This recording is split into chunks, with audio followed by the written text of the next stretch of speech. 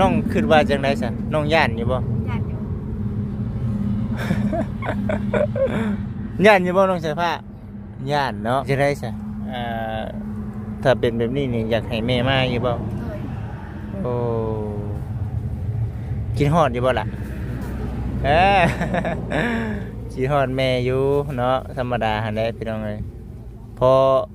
เฮาก็บ่ย่านแน่เนาะ โดย แม่มาก็บ่ย่านแน่เด้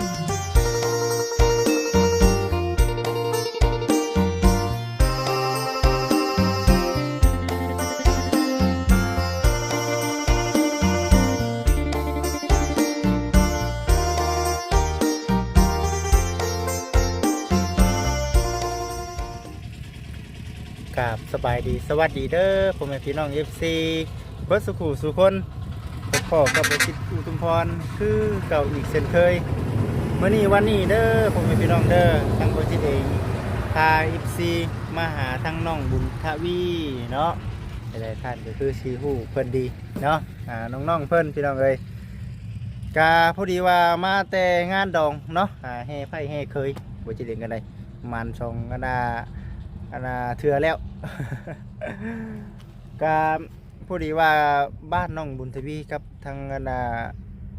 บ้านสามีนาเพิ่นพี่น้องเลยมาทางโซนเดียวกันก็เลยแวะเวียนได้โอกาสให้เคยแล้วเรียบร้อยก็เลยมาหาน้องบุญทวีก่อนว่าซั่นหั่นนะพี่น้องเอ้ยทางดังนี้น่าจะเป็นรุ่นบอต้าบ่เนาะเป็นหนังสืออันนี้พี่น้องเนาะชื่อF4 กับน้ำแข็งเนาะอากาศร้อนๆแบบนี้พี่น้องเลยกาเบิ่งก่อนเนาะรู้สึกว่าบ่แซนเนาะบ่แซนแน่มื้อนี้ก็ได้บ่แซนเดินเดียวบ่มื้อนี้ น้ำแข็งว่า น้ำแข็งอีกเนาะ เอาชื่อคนเจ้าว่า10,000 บ่ ชื่อได้บ่ ชื่อนี่ได้ 4,000 ฮะ เอาสิให้น้องบุญพี่ได้ซะ มีแต่ชื่อว่า มีแต่เท่านี้แล้วดีเด้อพี่น้ ส อง บายดีสบายดี ขึ้นไปหาตู้โจย สิไปหาพ่อเฒ่าโจยสิเป็นพ่อเฒ่าโจยเลยเนาะ กินไปนอนอยู่พุ่น เออ ไปเคลียร์เรื่องเงินเพิ่นก่อน คือยินข่าวว่าสิเทือนโกบ่ให้เราน่ะ แม่ คือโชคดีแต่เนาะเนาะ ไปนี่สิญาเพื่อนหลังนั่นแหละยับขึ้นอีกนะมันกวกเด้อ ยินดีนะ ก็เลยขึ้นไปเช้าก็เลยขึ้นไปแค่เว้นนะมื้อนั้นก็เตรียมเรียกเลยสินะ แต่เนาะ มาก็ไปมื้อนี้ มากับสามีนาเพิ่นเนาะ เจ้าบ่ครับเพิ่นไปทางใดล่ะ บอกคำเพิ่นน่าสิไปบ้านนาเพ่งน้อยพุ่นแหละเพราะว่า น้อย แม่น เพราะเฮาบ่ได้ไปงานตรงกันเด้มื้อนี้นะมันก็ได้ไปคนละทิศคนละทาง ได้แยกกันไป แม่นแต่ได้ชาในเรื่องงบประมาณทางเพิ่นผู้เฒ่าโจย ก็ก็เรื่อยๆ เรื่อยๆเนาะ เรื่อยๆ ค่อย ไป ถ้าหาก ไป ว่า ไปแล้ว ผู้ใหญ่ ทางใดสมทบก็ได้บ่เป็นหยัง คือ ก็มาผู้เล็กผู้น้อยก็ดีอ่ะนะ คือเฮาเฮ็ดเรื่องนี้เนาะ ยังบ่นักผู้หนึงผู้เดียวอ่ะนะ เข้าใจ ถ้าว่ามีสมทบกันก็มาก็ผู้หนึงซอยอย่างหนึงผู้หนึงซอยอย่างหนึงมันก็ ไว้เนาะ ดีอ่ะนะถ้าว่าเฮาผู้เดียวแล้วมันนักเด้อ่า เพิ่นแหละพี่น้อง FC เพื่อนผู้เฒ่าโจยเดี๋ยวมีโอกาสสิพา FC เข้าไปหาเพิ่นอีกเทื่อเนาะ บ่ขึ้นไปนำบ่มื้อนี้ มื้อนี้นะย่านมีเวียกอยู่มื้อนี้กะเดี๋ยวไปส่งเมียก่อนเห็นว่าก็ได้เนาะ เอาไปใช้น่ะ เบื้อนบ้านเฮาพุ่นแหละเนาะ เอาเลยมาจะใช้อันนี้น่ะ มาแต่เฮือนไม่เท่าเนาะ เออ มาแต่เฮือนไม่เท่า เดินไปเท่า มาแต่แห่ไผแห่เคยนะแห่กลับไปกลับมา โอ้ถึงมื้อได้ไป คือไปมาตอนแดงเมื่อวานนี่นอนพุ่นนะเมื่อคืนนี่ โอ้ อืม นอนอยู่พุ่นน่ะสิกลับเมื่อ สิกลับเมื่อก่อนเคลียร์เวียกทั้งนั้นแล้วแล้วก็กะว่าเวียกทั้งนั้นบางก็เดี๋ยวสิแล่นไปนํเจ้าเนาะ ไอ้นี่ไปผู้เดียวนะข่อยก็ มาบุญเผยไปก้นมัน ไปต่างบ้านเพิ่นอยู่นี่ โดยภาษาเนาะบ่อะไรใจกันห้างพี่น้องเลยเอาบ่หาแม่จักก้อนเดี๋ยวมีถุงยางไว้ให้ปั่นก็ได้เลยนี่ ว้าวฮะ โอ้ยเนาะ กินบ่ได้ใช่มั้ยเจ็บครับ เย็นเต็มที่ เจ็บแห้งอยู่ที่นี่ เอาใช่โอเค ได้ เอาพี่น้อง FC ทุกท่านเดี๋ยวพาไปหาน้องบุญทวีก่อนเป็นจังไดล่ะพี่น้องเอ้ยน้องเพิ่นมาแต่โดนนานมาแล้วบ่ได้มาเยี่ยมมายามก็ได้ยินข่าวดีหลายอย่างวันนี้ทั้งไงเพิ่นบ่ได้มาบ่มานี่ก็ได้เนาะเอาเพิ่นนั่นพี่น้องเอ้ยไป เข้มทางเนาะอันนี้รถบ่แซนเพิ่นพี่น้องเอ้ยเพิ่นเดินเดียวทางนั้นก็ได้เดินเดียวเดินสายเดียวน้องบุญทวีน้องบุญทวีเนาะมื้อนี้ก็ได้มาหาน้องเพิ่นครั้งที่สองบ่จิตเองก็ได้เนาะมีแต่ว่าสิทักทายสบายดีครับน้องเพิ่นก่อนเพิ่นซานลานเป็นเพิ่นได้นี่เนาะ FC เนาะน้องบุญทวีเอ้าพ่อกันอีกแล้วเฮาเอ้าน้องสบายดีสบายดีเอาเป๊ปซี่กับอันหนาน้ำเย็นสบายดีเป็นไงแน่มาเนี่ยฮะโอ้ยกินข้าวแล้ว กินแล้ว ได้ยังกินมัน ต้มมาม่า ต้มมาม่า เลย บ่มีงานดองบ่ บ่อ โอ้ยคือทั้งอ้ายคือกรุ๊ปกระเดี่ยแท้ คือว่าลายแท้เนาะ เลย จื้ออยู่บ่นี่ บ่อ จื้อเบาอยู่บ่นี่ บ่จืด ว้าวบ่จื้อครับเคยมาเทื่อหนึ่งนี่เป็นคือเทื่อที่สองเบาจิต บ่จืด บ่จื้อเนาะมันหลายคนบ่ เลย หลายคนเนาะแม่นอยู่เลยพี่น้องเอ้ยปกติน้องเพิ่นเด้อทางอ้ายเพิ่นยังบ่ทันขึ้นมาบ่มื้อนี้ทางไหนถึง บ่อยากจืดวันไหน บ่อยากจื้อปานใด เลย มันหลายคนติ เลย มีจื้อไผแน่เอาหลักๆเลยจื้อไผ จืดบ่จันทร์ บ่จันทร์ บ่ลี บ่ดี บ่เตียง บ่เตียง บ่เพิง บ่เพิ่ง แล้วก็บ่แซน บ่แสน แล้วก็บ่อุ่นเพย บ่บุญเผย กับไผอีกวะ แน่ แล้วก็จะลาว จันนาว ไผอีก ขึ้นได้เนาะ เลยเบาบุญสารวัตร บุญสารวัตร เลย ไปอีก เลือกลายจืดอยากได้ เบาเงา บ่ยาว เลยเอาไปอีก ไปขึ้นมาพี่ละขึ้นมาพี่ไหมขึ้นมาเทิงพี่ไหมน้องสายผ้าเอ้าสบายดีละครับไปขึ้นมานั่งก่อน มันเรียกจักสื่อยังไงเขาลืมสื่อแล้ว บ่เมฆน้องเมฆ โดย À, แล้วก็หลายคนจริง หลายคนเนาะหลายคน โดยแล้วก็ประตูน บ่ตูน โดย โอ้หลายอยู่ได้นี่เนาะ โดย แต่ว่าผู้ที่ว่าเล่ามานี่คือเพิ่นมาเรื่อยเนาะแม่นบ่ โดย เพิ่นมาเรื่อย เบากับเบาตากับเบาเหยียด บ่ตาบ่เวียดเนาะ เด้เพิ่นนั่งอยู่นะ โอ้ มาแต่สามมือ มาได้3มื้อ มาคู่มือ มาคุมือเลยบัดนี้ อันนี้ก็บ่จิตโดนๆเทื่อ โดยจะมาแต่ใช่ มาแต่บ้านพุ่นแหละบ้านปลาไหลจักอยู่บ่เดี๋ยวปลาไหลเนาะแถวบ้านนานี่นะ โดย เคยไปอยู่บ่ทางเซโนล่ะ เคยไปอยู่ไปเวียงสองเถื่อ ไปเวียงไปย่างเวียง ไปน้ำเมตอนน่ะไปยามพี่น้อง ก็เลยได้ไปเนาะ โดย เอาอันนี้ก็บ่ได้มา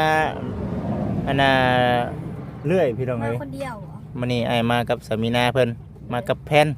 มากับผู้สาว โดย ว่าผู้สาวอยู่รถพุ่นเนาะก็เลยว่าเอา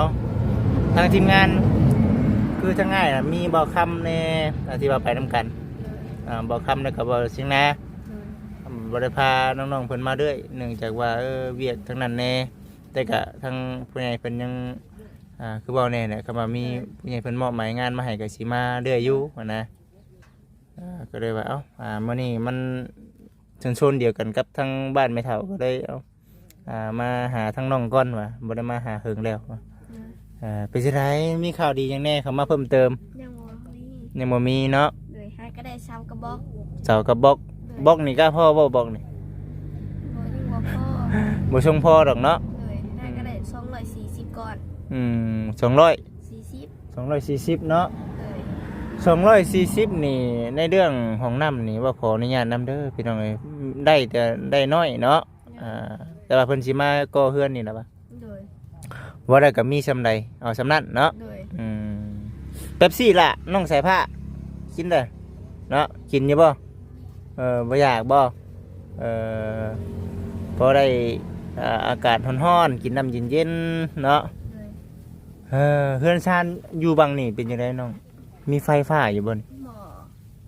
บ่มีไฟฟ้า โดย เฮ็ดได้ใช่ตอนกลางค่ำกลางคืน มีไฟโซลาร์เซลล์ เอาไฟโซลาร์เซลล์ โดย ฉากโทรศัพท์ก็เอานี่เลย โดย ฉากโทรศัพท์แน่นอนน้ำกัน2คนนี่แหละว่ะ1ข้าว1น้ำน้องใช้ผ้าบ่เป็นคนหนึง เขาบอกว่ามีรถจับเล็กน้อยแล้วมาถามผู้หันอยู่ซองแบบ อ้าวย่านหากันได้เมื่อซองมือ เมื่อพุ่นบ่น้องคิดว่าจังได๋ซะน้องย่านอยู่บ่ อยากอยู่ ย่านอยู่บ่น้องใช้ผ้าย่านเนาะใหญ่ไว้ที่ละเนาะมันจังไกลมันจังโมเมนต์เด็กน้อยบัดนี้เมื่อพุ่น2มื้อแล้ว โดย มะแรงเด้ 3 มะแรงเด้ ได้เมื่ออีก มะแรงกับเมื่อ โดย3มื้อแรก เป็นจังได๋ซะถ้าเป็นแบบนี้นี่อยากให้แม่มาอยู่บ่ โดย โอ้กินฮอดอยู่บ่ล่ะกินฮอดแม่อยู่เนาะธรรมดาหั่นแหละพี่น้องเอ้ยพอเฮาก็บ่ย่านแน่เนาะ โดย แม่มาก็บ่ย่านแน่เด้ซะ เจ้าหาก็มาฮอดบ่ โดยแม่นน่ะ ไปใส่บัดนี้ จังว่าน่าสิกลับบ้านพุ่นแหละบัดเมื่อทางเซโนพุ่นแหละว่ามาซะอันน่ะบ้านมางานดองดอกบ่าวก็ได้มาเฮ็ดอยู่เฮ็ดกินซอยชิ้นซอยไข่ซอยเพิ่นเนาะ จะมาดอกอยู่ไส ดองอยู่บ้านปลาไหลนี่บ้านไม่เท่านี่ใกล้แถวโรงหินนี่นะแถวนี้นะ ไก่ดงลิง บ่แถวโรงหินนี่นะแถวโรงหินใกล้ๆนี่แหละแถวโซนกับโรงหินนี่นะโรงหินเคยไปอยู่แล้วป่ะ เคยไป ตลอดเลยนะเนาะ กิโลเลยดงเห็นเนี่ย โรงกิโลกับโรงหินนี่แหละใกล้ๆกัน เทิงดงกิโลมาเลยดงกิโล ไก่ดงเห็นคือมาเลยดงกิโล แมนเอาก็คือว่าหั่นแหละเนาะ เลย มีแต่ว่าระมัดระวังน้องอยู่กัน2คนก็ได้เนาะบัดนี้ตอนกลางวินน่ะคือทั้งพ่อตู้พ่อเฒ่ามาอยู่น้ำ เลย ตอนแรงพากันเมื่อ เลย อยู่2คนบ่ได้เนาะญาติ มาได้ โอ้โยมีแต่คือเว้าหั่นแหละเนาะตะกี้น่ะอยู่กัน2คนน่ะพากัน1ข้าว1น้ำเอง เลย น้องเสื้อผ้า1อยู่บ่ ข้าวย่าง เป็นจังได๋อันน้ำเจาะใหม่นะ ใส่แหละ ใส่แล้ว เลย ปกติเรียบร้อย เลย มีแต่เฮาหยุ่มเอาก่อนช่วงนี้แม่นบ่ เลย เฮายังบ่ทันมีไฟฟ้าเนาะ โหนมยานี่ใส่แล้ว หยุ่มโอ้เอามีแต่ว่าโอ้ยยังหลายแนวซะนี่เนาะ เลย บ้านช่องเพื่อนซานน้องใส่ผ้าสำคัญที่สุดกับไฟก่อนแหละพี่น้องเอ้ยคำว่ามีเพื่อนมีซานนี่มันถ้าหากว่าเฮาบ่มีไฟฟ้านี่เรื่องงานสร้างเพิ่นมันสิช้าเนาะ เลย แต่ว่าคุยกันกับทางไอ้เตียงเพิ่นเพราะว่าเนาะสำนีมีสำนีไปก่อนว่าซั่นแต่ว่าถ้าหากว่ามีพระผู้ใหญ่เพิ่นสมทบจังไดก็โอ้ดีใจว่าซั่นหั้นนะ เลย แต่ว่าทางน้องๆก็สู้ไปก่อนเนาะ เลย อดทนสู้ไปก่อน เลย มีคนรักเด็กน้อยนี่เอาบ่อยู่เด้แถวนี้เนาะ เอาไปอยู่ บ่อยู่แถวนี้เป็นหยังพี่น้องเนาะคือว่าจังซั่นบ้านเฮาเดี๋ยวนี้เนี่ยมันมีข่าวแบบนี้หลายเนาะ เลย ข่าวแบบว่ามีโจรเนาะมีโจรจับเด็กน้อยแน่ กินจับเล็กน้อย จักสิเป็นคนหยังแหละพี่น้องเอ้ยบ่เว้าแล้วแต่ว่าเพิ่นว่าไผว่าคนจีนแม่นบ่ เลย คนจีนว่าซั่นพี่น้องเอ้ยเอ้าเน่าเลยเนาะจีนเนาะปลาตัวเดียวน้ำเบิดของว่าซั่นพี่น้อง ก็มีคลิปดีๆได้น่ะเนาะ เลย น้องเคยเห็นคลิปแม่นบ่ เคยเห็น เคยเห็นใส่ดีนะได้ยินเรื่อยอยู่บ่จิตก็หนึงคืออยู่ใส่เนาะอยู่หลวงน้ำท่าอยู่น้ำท่าน่ะเด็กน้อยเนาะ มืดนะเขาบอกว่ารัก35เมื่อวาน แม่นจังมีเหรอแฮงใกล้เข้าบ้านนี่ เลย เอาแล้วรัก35ชนทั้งบ้านบ่จิตพุ่นเด้อพี่น้องใกล้ๆกันชนทั้งนั้นแหละเมื่อวานนี่พี่น้องมาพอถามเขามาซื้อเมื่อวาน ระวังได้ติ เลยก็ว่ารักทั้งรัก35เมื่อวานเขาจับจับเล็กน้อยได้เท่าไหร่เขาได้คนหนึ่งยังหาคนเขาบอก โอ้ เล็กน้อยนะบ่ได้แต่ผู้ใหญ่คนหนึ่ง เขาเจ้าจับไปเลยบ่ขออนุญาตนำเขาเจ้าเอาปาดเอาอวัยวะเนาะ เลย ปาดเอาทั้งในเฮานี่แหละว่าแบบนี้ชาได้ยินมาสั่นอยู่ทางหลวงลำท่าแบบว่าเด็กน้อยแบบเขาเจ้าว่าจ้าง จ้างไปขึ้นหมักยุ่มให้แน่เล็กน้อยก็ไปอยากได้เงินได้จ้ะพอไปแล้วก็จับขึ้นรถไปเลย เจ้าก็ระวังเด้อเองนี่คือดอกให้ยางเป็นทางตลอดระวังเลยเนาะย่างไปนำทางจรดบักละว่าฉันเอาอันนั้นอันนี้มาให้เนี่ยเดี๋ยวจะเอาเงินให้เนาะนี่ระวังเด้อ แห้งหมักเงินซับ แห่งบางเงินครับเนาะเอาบักละคำว่าไล่เงินมานี่อยากเฮ็ดหยังคำว่ามีเงินอยากเฮ็ดหยังบ่อยาก ยังผู้จักแต่อยากซื้อกินขนมเนาะคือทั้งเจ้าได้สารน้องบุญไทยปี เพื่อนเลย อย่าได้เพื่อนเนาะพอมันป้องกันไว้แน่แม่นบ่ แม่น ตัวเป็นจะได้สาวบอกขออนุญาตนำคือจากที่ว่าแม่ไปจนถึงปัจจุบันนี่นะได้คุยน้ำเพิ่นอยู่แม่นบ่ เลย เพิ่นฮู้แล้วติว่า เมื่อกี้ไปอยู่ปราจีนบุรีไปตัดไม้ โอ้ ตัดไม้ยูคาเนี่ยมันอะไรเงินเลยง่ายลงมาโคราชแบบนี้กับโคราชแล้วแม่เดี๋ยวนี้ โดย แม่อยู่ไทยนี่ติ โดย โอ้ กับเขาเมื่อกี้อยู่ปราจีนบุรีแหละตัดไม้มือได้มั้งมือนะได้3หลดจนได้300โอ้2คนเนี่ยก็ได้600โดยง่ายเขาขึ้นเหมือนที่เขามาอยู่นะโคราช โอ้มีแต่ว่าอยู่พุ่นกับบุกคือกันเนาะทางนั้นกันเนาะบุกการบุกงานคือกันได้แม่ว่าในใดเอาเพิ่นเว้าในใดสมมุติว่าคือน้องเคยเว้าอยู่ว่าอยากให้แม่มานี่ เล่าว่าอยู่แต่เล่าพ่อเฒ่ายังบ่อยากให้มา ว่าหาเงินหาคำก่อนเนาะพอได้ชดช่วยทั้ง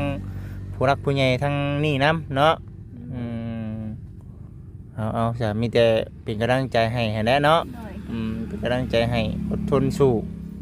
คันมากกับบ่ได้เห็นหยังแม่นบ่คือทั้งแม่ก็ได้บ่เพิ่นผู้เป็นแม่ก็ในใจนี่อยากมาอยู่แล้วเนาะแต่ว่าในเงินมาให้เงินในใจนี่อยากมาอยู่แล้วพี่น้องแต่ว่ามันยังบ่ทันได้เงินวันเท่าไหร่ก็น้องบ่ขออนุญาตนำแม่เพิ่นเว้าสิพังอยู่บ่เพิ่นเว้าอยู่ว่าคันได้มื้อคันบางมื้อก็สมมุติว่าคันได้รุ่นหนึ่งก็ผู้ละ100ผู้ละ100 บาทนี่โดยไม่หยังก็ไม่อยู่ค่าไม่อยู่ค่านี่หมายมันเป็นในใดก็ไม่อยู่โอ้ไม่มิกเนาะขึ้นไม่มิกเอาไม่มิกขึ้นใช้รถบ่ตัดเลยแม่นบ่ตัด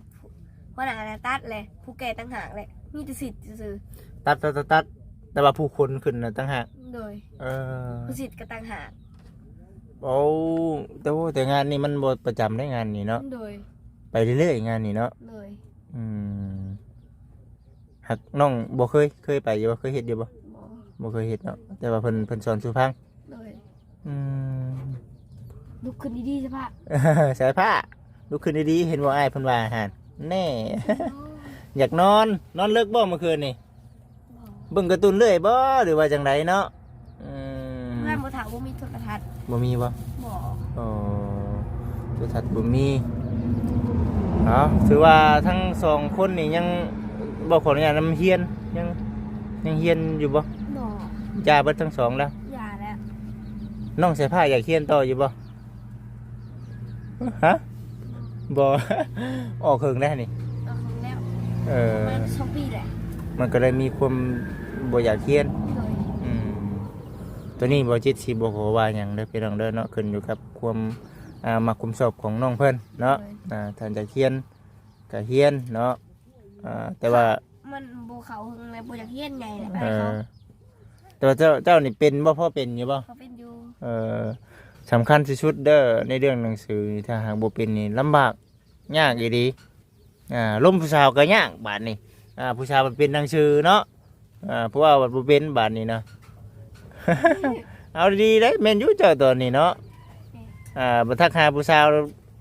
เขาเขียนหนังสือมาบัดอ่านบ่เป็นแล้วบาดนี้เนาะสิให้อ้ายเป็นคนเขียนให้บัดอ้ายก็คืนนำได้บ่เนาะสิคืนอ้ายอีกแล้วบ่เนาะบ่หยอกน้องๆเพิ่นมีแต่ว่าคือตอนนี้ก็ยังบ่ทันมีหยังเทื่อเนาะน้องเนาะจังไดก็มีแต่เอาอดทนสู้ไปก่อนคิดฮอดแม่ก็อดไปก่อนให้แม่หาเงินหาคำได้ก่อนรีบว่าส่งบ่ายๆได้สิเข้ามามื้อนี้บ่อยากบ่เห็น เอ้ยเวียกเนาะ งานดองหลายน้องเอ้ย ลายพวกนั้นดอก อู้ยบ้านอ้ายบ้านเดียวกันเนี่ยกับบ้านบอดีเพิ่นกันหลายโพดหลายเกิน อยู่พี่บ่มี บ่มีเนาะ เลย อืม มีดองเหือบลิลี่ มี แต่ว่าบ่ได้ไปกินชิ้นน้ำเพิ่นเนาะ บ่ คือทั้งอ้ายกินชิ้นจนเจ็บท้องพี่น้องเอ้ยกินชิ้นตลอดเด้มีแต่ชิ้นกับชิ้น เนาะก็เลยว่าเอ้าว่าซื้อน้ำเย็นมาให้น้องๆก่อนนะประชันอากาศร้อนแบบนี้ เลย อืมเอามีแต่ดีใจนำเด้อที่ผ่านมามีแต่ขอให้มีผู้รักผู้ใหญ่เพิ่นชดช่วยในเรื่องเงินเรื่องซ่านเนาะ เลย ยังหลายอยู่ดอกพี่น้องเอ้ยเบิ่งนี่ก็ได้แต่ว่าสมทบคำว่าสมทบ FC เพิ่นอยากสมทบน่ะคือทักมาหาทางทีมงานแล้วก็คือสมมุติว่าบ่จิตนี่ก็คำว่ามีงบก็ต้องได้ถามเบิ่งทางง่ายเพิ่นว่าอยู่ในส่วนใดแน่แต่ว่ามันยังมีหลายอยู่ก็บ่พอนะมีแต่ว่าซั่นแหละน้องเอ้ย เลย มีแต่ว่าเดี๋ยวสิไปหาทางผู้ใหญ่ก่อนเด้อ เลย ก็จังไดก็อดทนสู่ไปดีใจนํเนาะ เอาพี่น้อง FC ทุกท่านสีประมาณนี้แหละเนาะเดี๋ยวสีฟ้าอันFC ประตูอยู่พุ่น ฮะ ประตูอยู่พุ่น ตู้อยู่พุ่นเนาะประตูเนาะ เลย โดยไปสไปเนาะไอ้ไปก่อนเด้อ โดย เอาสบายดีสบายดีพี่น้องเอ้ยเอาสบายดีเด้อพี่น้องเด้อ